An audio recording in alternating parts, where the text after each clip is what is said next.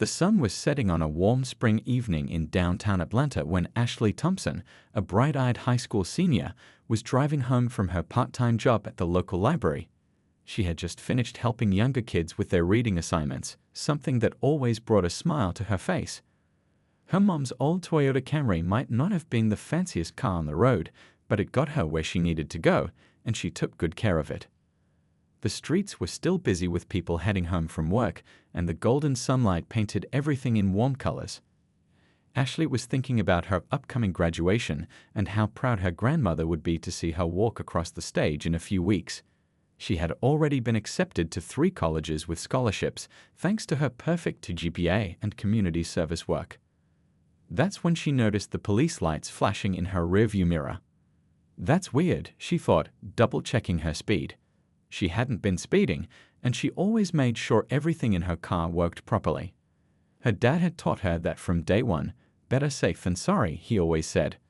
Ashley did exactly what her parents had taught her.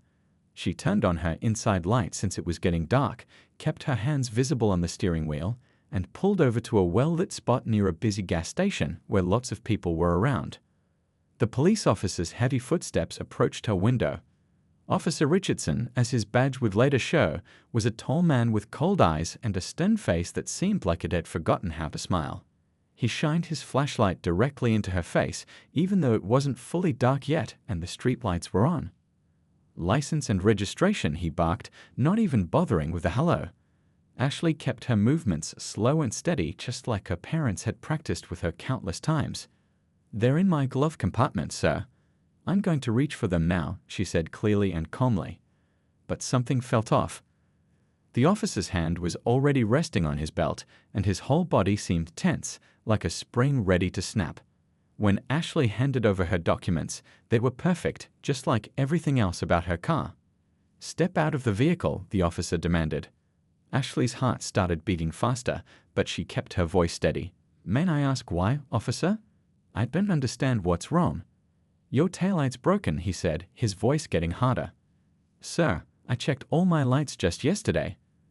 "They were working fine," Ashley replied politely, confusion clear in her voice. She had even taken a photo to send to her dad, proving she was keeping up with car maintenance like he'd asked. That's when things started going wrong. Officer Richardson's face turned an angry red, and he yanked open her car door. "Are you arguing with me?" "Out of the car now." Ashley's hands started shaking, but she remembered what her mom always told her: stay calm, stay smart, and remember there are good people in the world who will help.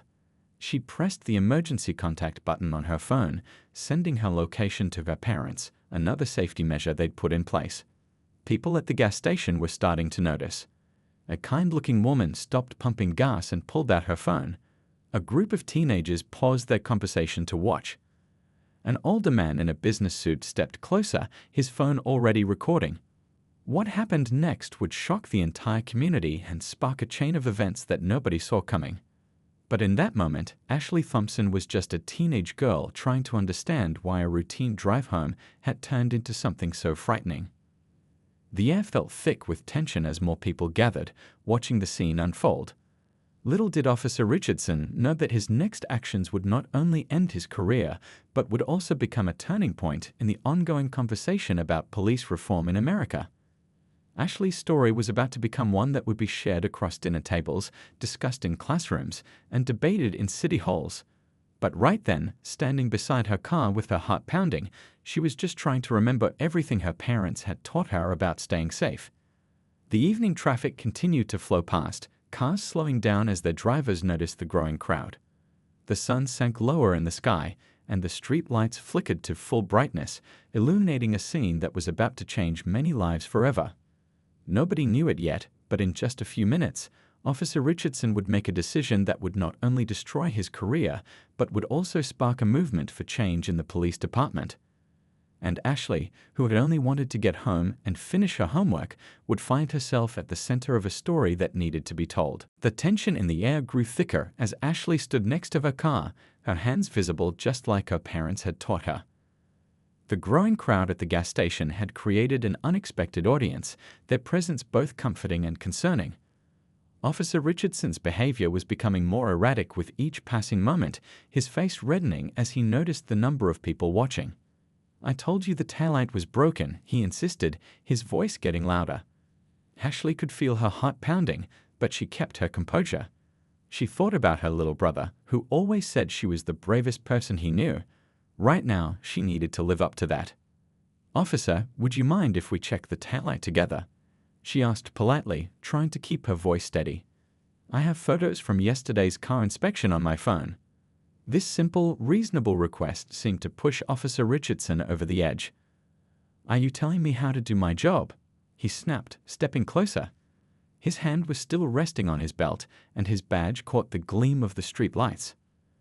The kind woman who had been watching from the gas pump slowly walked closer. "I can see her taillights from here, officer," she called out gently. "They're both working just fine." She was wearing scrubs, probably heading home from a long hospital shift. Officer Richardson spun around. "Stay back. This is official police business." But more voices joined in. "I'm recording this," announced a college student who had stopped his bike nearby. "Just so everyone stays safe." His phone was steady in his hands, capturing everything. The crowd had grown to about 20 people now. An elderly gentleman in a business suit stepped forward, his phone also recording. "Young lady, I'm a retired judge. Just stay calm. We're all watching and we're not going anywhere." Ashley felt a surge of gratitude. These strangers, all from different walks of life, were standing up for her. They didn't know her story, that she tutored kids after school, that she was heading to college on a scholarship, that her grandmother was battling illness but still never missed one of her academic award ceremonies. They just knew that something wasn't right, and they weren't going to stay silent. Officer Richardson's radio crackled to life. A voice asked for his location and status. Instead of responding, he turned it down. That's when Ashley noticed his body camera's light wasn't on, another red flag her parents had warned her about. "My parents are attorneys," Ashley said clearly, making sure her voice could be heard on the recordings. "They're already on their way, and I'd really appreciate it if you could turn on your body camera, officer." The mention of lawyers and body cameras made Officer Richardson pause, but only for a moment. His face twisted into something ugly, and he reached for his patrol car. Ashley's blood ran cold when she saw what he pulled out, not a ticket book, not a citation pad, but something else entirely. The crowd gasped. The nurse in scrubs stepped even closer, phone raised high. "Sir, please think about what you're doing," she called out. "This isn't right, and you know it." More cars were pulling over now. Some people had recognized Ashley from her volunteer work at the library or the community center. A local shop owner who had watched her grow up stepped out of his store across the street.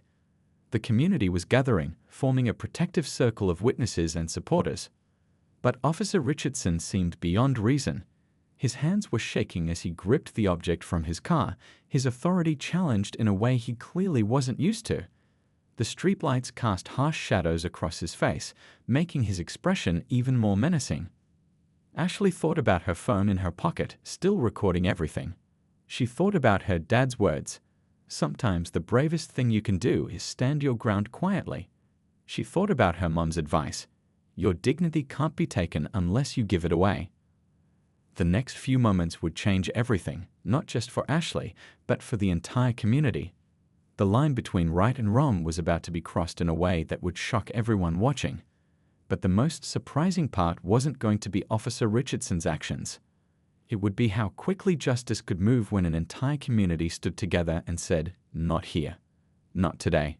Not anymore." The air crackled with tension as Officer Richardson made his move. Behind him, more red and blue lights were approaching, but these weren't coming to help him. These were coming to stop him.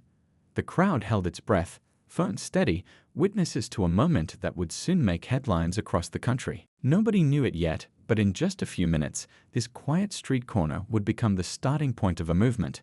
And Ashley, still standing tall despite her fear, would become a symbol of something much bigger than herself, the power of dignity in the face of injustice, and the strength of a community united against wrong. What happened next would be replayed on news channels across the country. Officer Richardson pulled out electric clippers from his patrol car, a bizarre and frightening sight that made no sense in the context of a routine traffic stop. The crowd's murmurs turned to gasps of disbelief. "Stand still," he barked at Ashley, his authority crumbling with each passing second. His hands were shaking, but his eyes held a determined, unsettling gleam. The retired judge stepped forward, his voice carrying the weight of decades in the courtroom.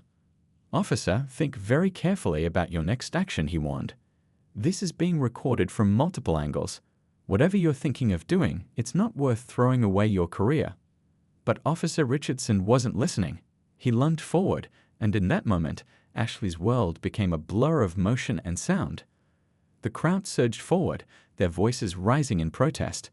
The nurse in scrubs was already on her phone with 911, speaking quickly and clearly, "We need immediate assistance. An officer is assaulting a teenage girl." The electric clippers buzzed to life, an angry sound in the evening air. Ashley felt the first harsh touch against her scalp, tears welling in her eyes but not falling. She thought about her grandmother, who had always told her that her natural hair was her crown. She thought about the little girls she tutored who said they wanted to wear their hair just like hers. But then something remarkable happened. The crowd's phones lit up like stars, recording every second. A local news van that had been covering a story nearby screeched to a halt. The shop owner across the street was already rushing over with his security camera footage. The community wasn't just watching. They were documenting, preserving, protecting. "My name is Ashley Thompson," she said loudly and clearly, making sure every recording device could hear her. "I'm 17 years old, and I'm being assaulted by Officer Richardson, badge number 7842. Her voice didn't shake. Her grandmother's words echoed in her mind. "Your voice is your power. Use it." From down the street came the sound of sirens, multiple sirens. Officer Richardson's radio crackled again, louder this time. "Unit 7842, respond immediately. What is your status?" The nurse who had called 911 was now standing directly in the light of the gas station, making sure the security cameras had a clear view. The college student with his bike had moved to higher ground, getting a better angle with his phone. The retired judge was reciting the exact laws being broken, his voice carrying across the growing crowd. Then came the moment that would later be described as justice in real time. 3 police cars pulled up, but these weren't ordinary patrol units. These were internal affairs officers responding to the multiple 911 calls and social media alerts that had already gone viral. The lead internal affairs officer, Lieutenant Chen, took in the scene with trained eyes. She saw the unauthorized clippers, the turned-off body camera, the dozens of witnesses with recording phones, and most importantly, she saw Ashley, standing tall despite everything, her partially damaged hair a testament to abuse of power. "Officer Richardson," Lieutenant Chen's voice cut through the chaos like a steel blade. "Step away from the civilian. Now." The electric clippers fell silent. Officer Richardson's face changed as reality crashed in. The crowd parted as more officers approached, their expressions grim but professional. This wasn't just an arrest. This was the system finally working the way it was supposed to. Ashley's phone buzzed in her pocket. Her parents had arrived. They pushed through the crowd, her mother's legal pad already out, her father's calm voice already gathering witness statements. But they didn't rush to her with panic or fear. They approached with pride, seeing their daughter standing strong, having handled an impossible situation with dignity and intelligence. Lieutenant Chen was already reading Officer Richardson his rights, her voice clear and firm. "Your badge and weapon, please." It wasn't a request. The crowd watched in stunned silence as the tables turned so completely, so quickly. The local news crew was setting up their equipment, but they weren't just focusing on the sensational aspects. Their cameras captured the community coming together, the nurse offering Ashley her jacket, the shop owner bringing out water bottles for the witnesses, the college student organizing the video evidence in a group chat. As Ashley finally let herself lean into her mother's embrace, she noticed something extraordinary. The crowd wasn't dispersing. They were organizing. The retired judge was helping collect witness statements. The nurse was treating a small cut on Ashley's scalp with supplies from her work bag. Even the gas station manager had come out with his security footage already downloaded onto a flash drive. This wasn't just about one bad officer anymore. This was about a community saying enough in a way that couldn't be ignored. Every phone that had recorded, every voice that had spoken up, every person who had stayed to witness, they were all part of something bigger. The evening news would lead with the story, but not just about the assault. They would talk about how a community came together in real time, how justice could work when people stood united, how one brave teenager's dignity in the face of abuse became a rallying cry for change. As the internal affairs officers led Richardson away, Ashley heard Lieutenant Chen say something that would stick with her forever. "This is what happens when we remember who we're really supposed to protect and serve." The story wasn't over, it was just beginning. But for now, standing surrounded by a circle of supporters, Ashley touched what remained of her hair and made a silent promise. This wouldn't just be a story about what was lost. This would be a story about what was found: community, courage, and change. Within minutes of Officer Richardson's arrest, the incident had already started spreading across social media like wildfire. The gas station's outdoor screens were showing live local news coverage, and people were gathering in growing numbers, their phones held high as they shared what they'd witnessed. Mrs. Chen, the local bakery owner who had known Ashley since she was a little girl buying morning pastries before school, rushed over with a warm blanket and her famous hot chocolate. "I saw everything from my shop window," she said, her kind eyes filled with concern. "The whole neighborhood is talking about how brave you were." The scene had transformed from a place of tension to a hub of community action. People weren't just sharing videos, they were organizing. The college student who had recorded everything, Tom, had already created a digital folder where witnesses could upload their footage. He worked quickly on his laptop, set up on the hood of his car. "We've got 17 different angles," he announced, his fingers flying over the keyboard, including the gas station's security cameras and the traffic cam footage that the retired judge helped us secure. His tech-savvy skills were proving invaluable in documenting every second of what had happened. News vans from 3 different stations had arrived, their reporters talking rapidly into microphones. But they weren't just covering the shocking incident, they were capturing something else, something powerful. They were showing how a community could come together in an instant to stand against injustice. Ashley's phone was buzzing nonstop with messages of support. Her debate team coach had already called, offering to help organize a student forum on civil rights. The library where she volunteered had sent a message saying they were proud to have her as part of their team. Even her shy neighbor, Mr. Rodriguez, who rarely left his house, had come out to show his support. "I saw it all from my window," he said quietly. "I've lived here for 40 years, and I've never seen the community unite like this." The nurse who had helped earlier, still in her scrubs from her hospital shift, was now talking to a group of young medical students who had arrived after seeing her live stream.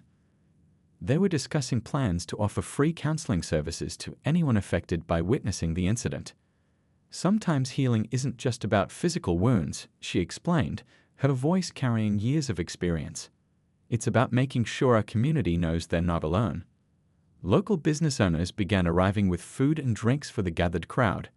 The pizza place down the street sent over dozens of boxes.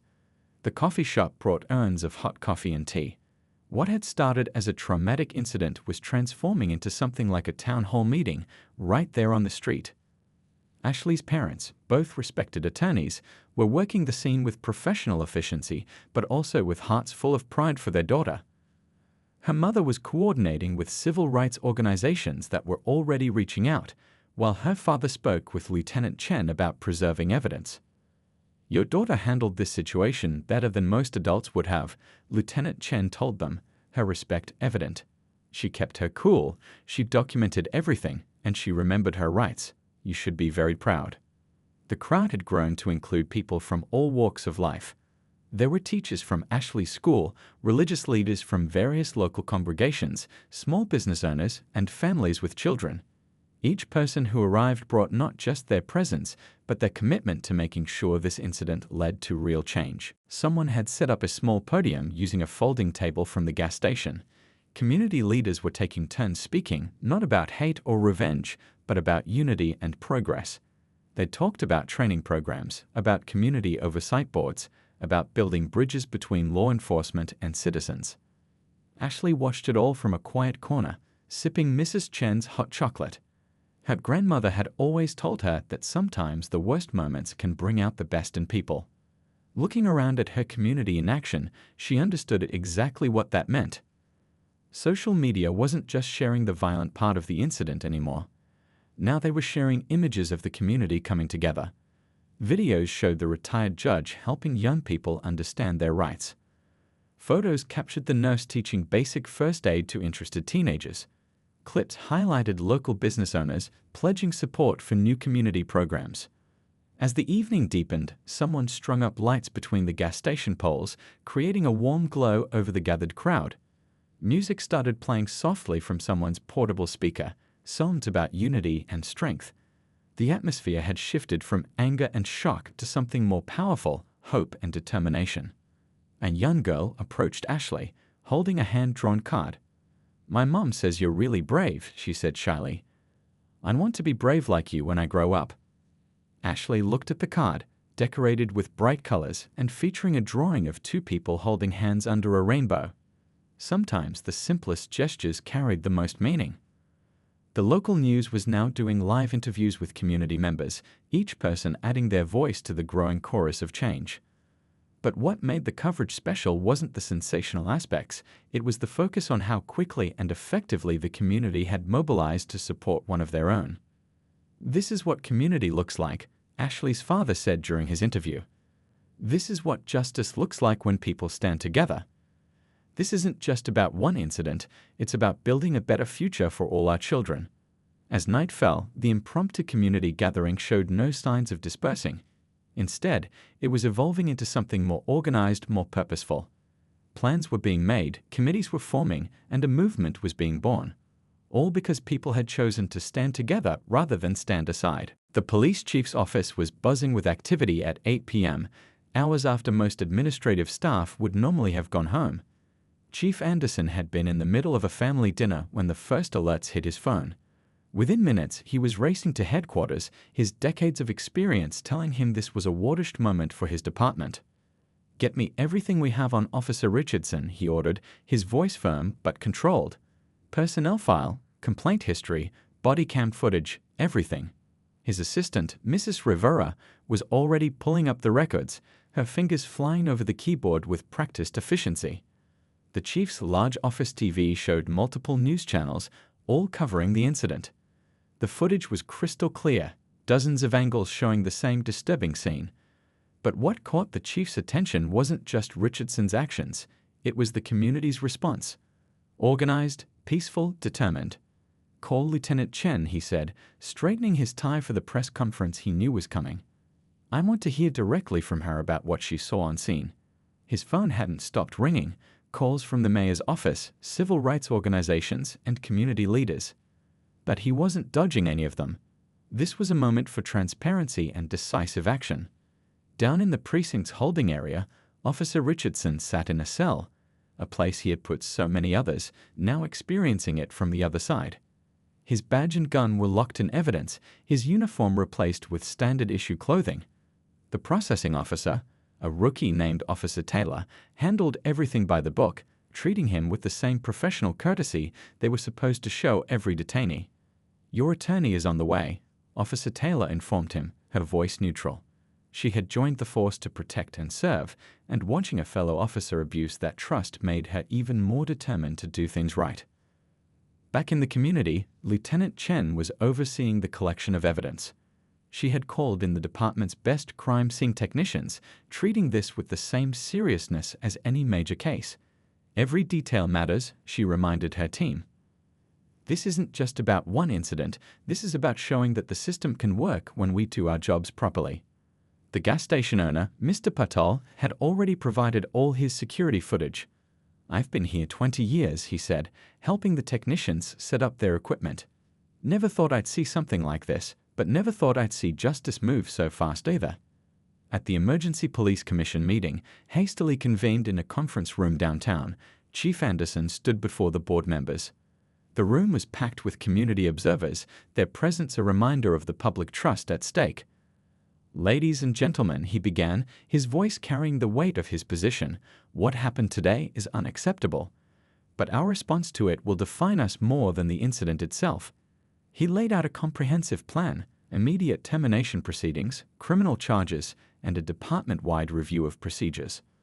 The board members, usually slow to act, found themselves faced with overwhelming evidence and public attention. One by one, they voted to approve emergency measures. The department's Internal Affairs Division was given expanded powers. New oversight committees would include community members. Training programs would be revamped. Outside the police headquarters, reporters gathered for the press conference. The chief's podium was set up, but he wasn't alone. Standing with him were community leaders, civil rights attorneys, and Lieutenant Chen. This wasn't going to be just another official statement, this was going to be a commitment to change. 10 minutes, his assistant called out. The chief reviewed his notes one last time, but he knew he wouldn't need them. In his 30 years of service, he had never been more certain of what needed to be said. The cameras were rolling as Chief Anderson stepped up to the microphone. The night air was cool, but the atmosphere was charged with anticipation. Behind him, the city's skyline lit up the darkness, a reminder of the community they all served. "Good evening," he began, his voice clear and unwavering. "Today, an officer under my command betrayed his badge, his oath, and most importantly, the trust of our community.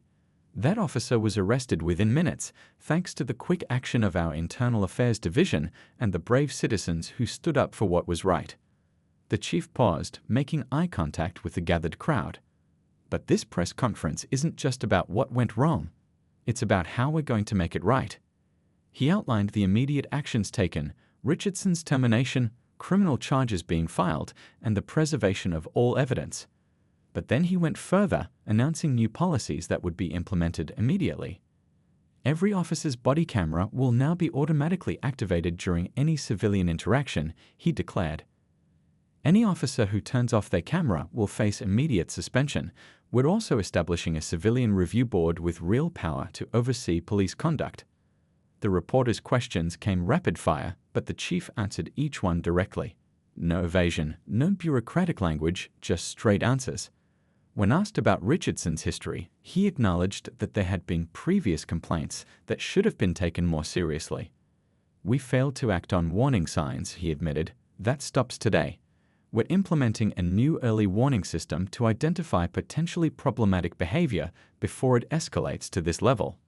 Lieutenant Chen stepped up to detail the criminal charges being filed. As she spoke, the crowd could see why she had risen through the ranks so quickly. Her commitment to justice was unwavering, her professionalism unquestionable. The press conference lasted over an hour, but not a single person left. This wasn't just news. This was history in the making. A police department choosing immediate accountability over defensive posturing, choosing transparency over damage control. As the chief finally stepped away from the podium, his phone buzzed with a message. It was from Ashley's parents, thanking him for his swift action. But it was the last line that struck him most. "This is how we rebuild trust, one right action at a time." The courthouse was packed the next morning for Officer Richardson's arraignment. People from all walks of life filled the wooden benches, their presence sending a clear message. This wasn't just another case, this was their community demanding justice. Ashley sat with her parents in the front row, her head held high. She wore a beautiful headscarf that Mrs. Chen's daughter had given her, its bright colors a statement of dignity. Around her neck hung a small camera, a gift from the college student who had recorded everything the day before. "Always be ready to document truth," he had told her. The district attorney, Ms. Thompson, stood tall at the prosecutor's desk. She had cancelled all other appointments to handle this case personally. "Your Honor," she began, her voice clear and strong, "the state brings multiple charges against the defendant, including assault, civil rights violations, and abuse of power under color of authority." Richardson's attorney looked uncomfortable, shifting papers on the defense table. The evidence was overwhelming. Dozens of videos, hundreds of witnesses, and a clear violation of department policies. Even the most skilled lawyer would struggle to defend the indefensible. Judge Wilson, known for his fair but firm approach, listened carefully to both sides. When Richardson entered his plea, the room held its breath. "Not guilty," he mumbled, avoiding eye contact with everyone. A murmur rippled through the courtroom. "Bail is set at $500,000, Judge Wilson announced, his gavel echoing in the hushed room. "The defendant will surrender his passport and remain under house arrest with electronic monitoring if released." The judge's eyes swept the courtroom. This court takes these charges extremely seriously. Outside the courthouse, the media had gathered in force. National news networks set up their equipment alongside local stations, but they weren't just covering the arrest. They were capturing something bigger, something more inspiring. Community leaders had organized a peaceful gathering on the courthouse steps. People held signs supporting police reform, but also signs thanking the good officers who had responded so quickly to stop the abuse. This wasn't about division, it was about positive change. Lieutenant Chen gave interviews, explaining how the department's new policies were already being implemented. Every officer now has an auto-activating body camera, she explained. We've also started community oversight training, and our first civilian review board meets next week. The local beauty salon owners had set up a tent nearby, offering free hair care services to show support for Ashley. Beauty comes from standing up for what's right, said the lead stylist, arranging her tools. We want everyone to know that our community takes care of its own. Ashley's school principal, Dr. Martinez, announced new educational programs about civil rights and community engagement. Our students need to know their rights, she said, standing with several teachers, but they also need to know how to work with law enforcement positively. This isn't about us versus them, it's about building a better community together. The police academy director stepped up to the microphones next. We're completely revising our training program, he announced. Lieutenant Chen will be leading new workshops on community relations and de-escalation techniques. We're also adding more diverse voices to our training staff. Local businesses had joined the movement too. The tech company where Tom, the college student, in turn offered to develop a free app for reporting and recording police interactions safely. The gas station where everything happened became a meeting point for community organizing, with Mr. Patel proudly hosting weekly discussion groups. Back inside the courthouse, Ashley's parents met with the district attorney. They weren't just talking about prosecution, they were discussing how to turn this incident into lasting change. We need to make sure this never happens to another child, Ashley's mother said, her legal pad full of notes and ideas. The police union, which usually defended officers automatically, released a surprising statement. We support good policing and condemn abuse of power, their spokesperson announced. Officer Richardson's actions go against everything we stand for. We support Chief Anderson's reforms and will work to rebuild community trust. Local churches and community centers opened their doors for town hall meetings. People shared stories, but more importantly, they shared ideas for moving forward. Veterans offered to help with police training. Teachers volunteered to create educational materials. Mental health professionals offered free counseling services. Social media was buzzing with positive stories. Videos of Lieutenant Chen's professional handling of the arrest went viral. Photos of community members helping each other spread rapidly. The hashtag #CommunityOverChaos started trending, filled with examples of people working together for change. Ashley's debate team turned their next competition topic into a discussion about community policing. They invited local officers to participate, creating dialogue instead of division. The school newspaper covered it extensively, with Ashley writing a powerful editorial about turning pain into progress. The City Council held an emergency session to discuss funding for the new initiatives. Instead of the usual political arguments, they found unprecedented unity. This is not a partisan issue, the mayor declared. This is about doing what's right for our community. Even Richardson's former partners spoke out. We had concerns about his behavior, one officer admitted during an internal review. We should have reported it sooner. That's on us and we need to do better. Their honesty added to the department's commitment to change. By evening, the courthouse steps had transformed into an impromptu community festival. Food trucks arrived, donated by local business owners. Musicians set up small stages, playing songs about unity and hope. Children drew chalk art on the sidewalks, pictures of police officers and citizens shaking hands, of diverse groups of people standing together. Ashley walked through the crowd, stopping to talk with people, sharing her story but also listening to theirs. Each conversation added another thread to the tapestry of community being woven. This isn't the end of something, she told a reporter. It's the beginning of everything. As the sun set on the courthouse, casting long shadows across the gathered crowd, the feeling wasn't of anger or revenge. It was of hope, of community, of people coming together to say, "We can do better. We will do better, and we'll do it together." 6 months after the incident that shook their community, Ashley stood before a packed auditorium at the state capitol. Her hair had grown back, styled in beautiful natural curls that she wore proudly. Behind her sat state legislators, community leaders, and hundreds of citizens who had come to witness history in the making. "I'm here today not just to tell my story," she began, her voice steady and clear, but to share how one moment of injustice became a movement for positive change. The room was silent, hanging on every word. Chief Anderson sat in the front row, along with Lieutenant Chen. Both wore new pins on their uniforms, symbols of the community oversight program that had been implemented in their department. The program had become a model for other cities across the country. "In the past 6 months," Ashley continued, "we've seen real change. Not just promises, but actual results." She held up a tablet showing statistics that told a powerful story. Civilian complaints had dropped by 60%. Officer satisfaction rates had improved. Community trust in law enforcement had risen significantly. The changes weren't just numbers on a page. Real transformations had taken place in their community. The gas station where everything happened had become a community center, with Mr. Patel proudly hosting weekly meetings between police officers and local residents. They called it Coffee with Cops, and it had become so popular they had to set up tables outside. Mrs. Chen's bakery now provided treats for these meetings, and she had started a mentorship program connecting local business owners with young entrepreneurs. "When we work together," she often said, "everybody rises." The police academy had completely revamped its training program. Lieutenant Chen's community engagement workshops had become mandatory, and she had been promoted to captain for her exemplary leadership. New officers now spent time working in community service before ever putting on a badge. Tom, the college student who had recorded the incident, had turned his tech skills into a successful app.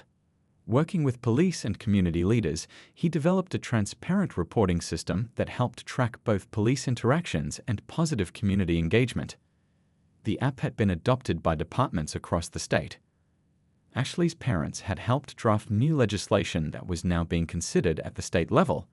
Called the Community Trust and Safety Act, it included mandatory body cameras, civilian oversight boards, and improved training requirements for all law enforcement agencies. But the most important change, Ashley told the assembled crowd, isn't in any law or policy. It's in how we've learned to work together.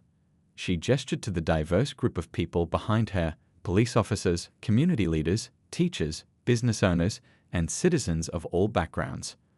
The retired judge who had witnessed the original incident now led training sessions on civil rights and legal procedures. He had found a new purpose in retirement, helping both officers and citizens understand their rights and responsibilities. Dr. Martinez, Ashley's school principal, had implemented a new curriculum that was being adopted by schools statewide.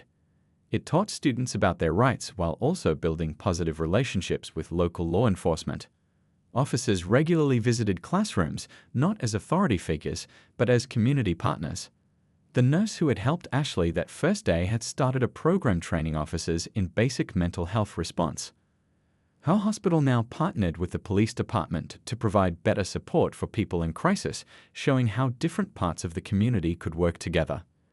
Even Officer Richardson's story had become a teaching moment. He had pleaded guilty and was serving his sentence, but more importantly, his case had led to better screening and monitoring of police officers' behavior. Early warning signs would no longer be ignored. "Some people expected me to be angry," Ashley shared, her voice touching every corner of the quiet auditorium. "They expected our community to divide. Instead, we chose to unite and build something better." The local news stations were broadcasting live, their cameras capturing not just Ashley's speech, but the reactions of the audience.